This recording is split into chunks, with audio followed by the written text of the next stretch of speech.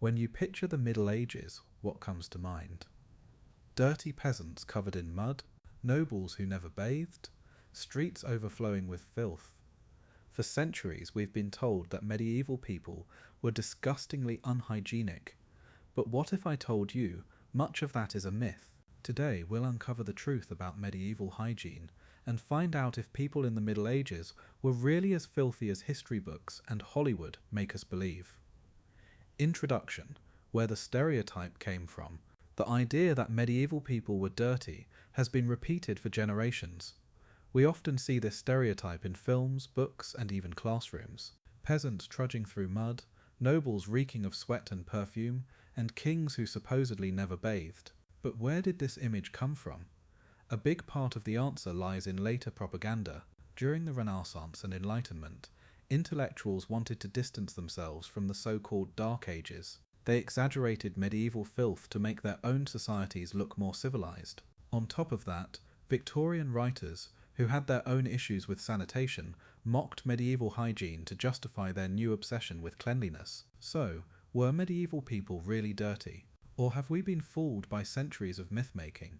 To answer this, we need to look at their daily habits: washing, bathing, oral hygiene, clothing, and public sanitation. Daily washing, more common than you think. Contrary to the stereotype, most medieval people did wash regularly, just not in the same way we do today. Face and hands. Medieval households kept basins of water for washing hands and faces.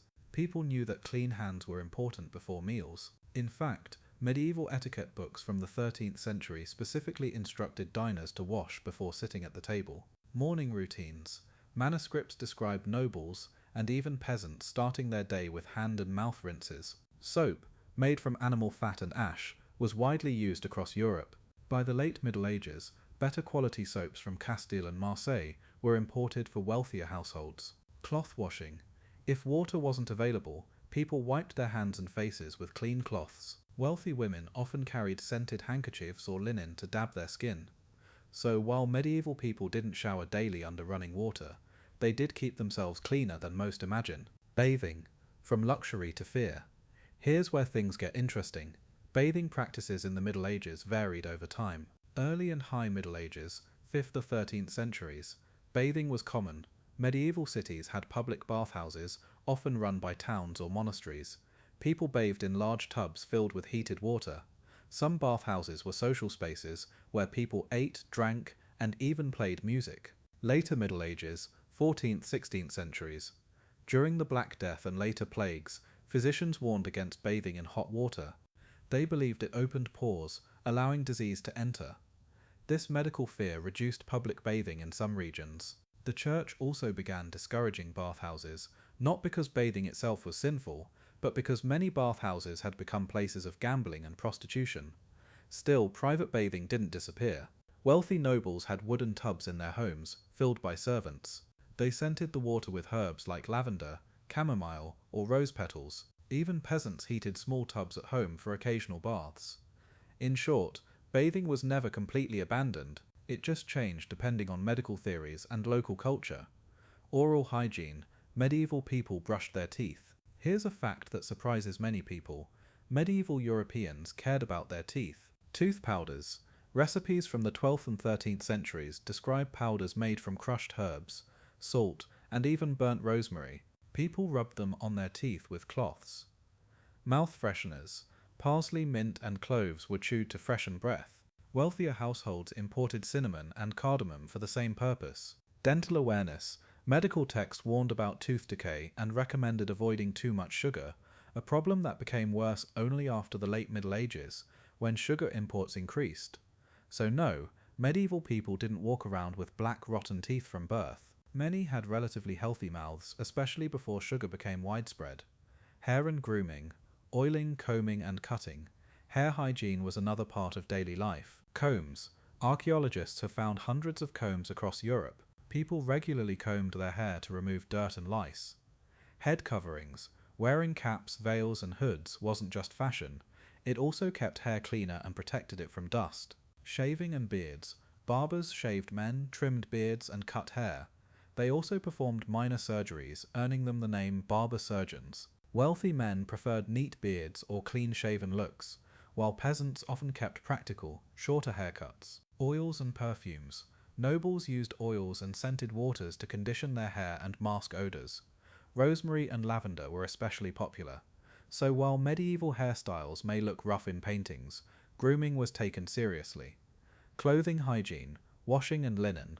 Another overlooked aspect of hygiene is clothing. Linen underclothes. Most people wore linen undergarments, even peasants.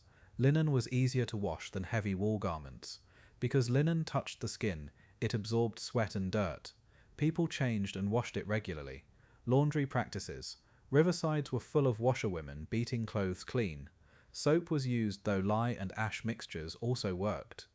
In towns, laundries became organised businesses.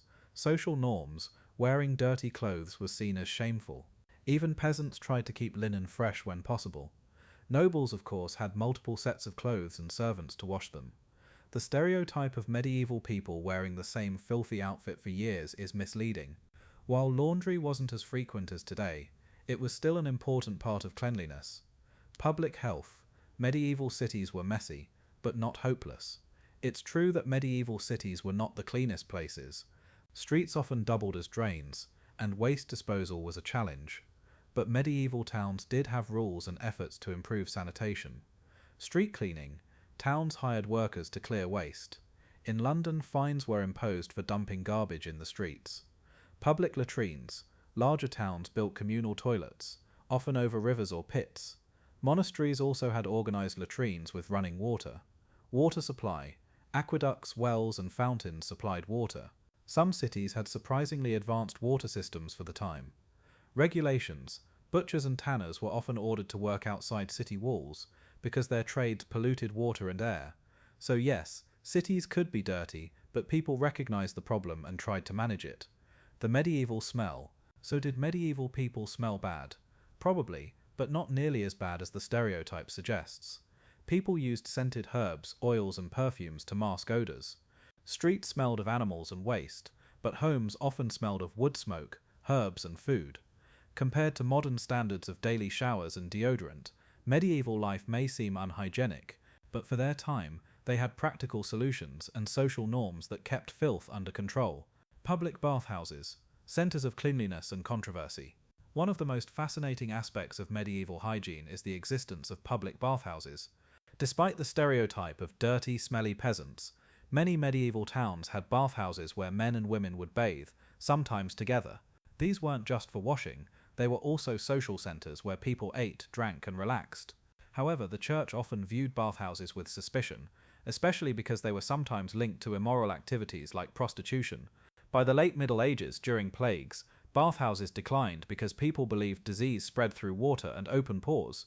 Herbal remedies and cleansing rituals. Cleanliness was not just about water. Medieval people relied heavily on herbs and natural remedies. Lavender, rosemary, sage and thyme were popular for masking odours and believed to ward off sickness. People carried pomanders, small balls filled with scented herbs to protect themselves from bad air, miasma. In homes, bundles of herbs were hung to keep rooms smelling fresh. Bathing water itself was often infused with herbs, making it somewhat antiseptic. Hair and beard care. Hair and beard grooming was taken seriously. Monks had the famous tonsure haircut, while nobles and knights kept their hair styled to reflect status. Oils, vinegar rinses and herbal shampoos made from soapwort or nettles were used for washing. Lice were common, so combing was a daily necessity. Some even shaved their heads completely to avoid infestation. Beard care was also considered essential for men of rank. Dental hygiene. Contrary to the idea that medieval people never brushed their teeth, many did care for oral hygiene. They used tooth powders made from charcoal, salt or crushed herbs. Chewing sticks or cloths were rubbed against teeth to remove debris. Bad breath was treated with mint or cloves. Although tooth decay was still widespread, evidence suggests that medieval people had fewer cavities than modern populations because sugar was not yet common. Bathing practices by social class. The experience of hygiene varied depending on class. Nobles and royalty could afford private baths filled with warm water, scented oils, and sometimes even milk. They had servants to heat the water and prepare the bath. Peasants usually bathed less frequently, but they did wash regularly in rivers, ponds, or wooden tubs. They valued cleanliness even if they didn't have luxurious options. Clergy promoted moderation, but still encouraged washing before meals and prayers. Monasteries were often very clean and had advanced sanitation systems, including running water. Plague and hygiene misconceptions.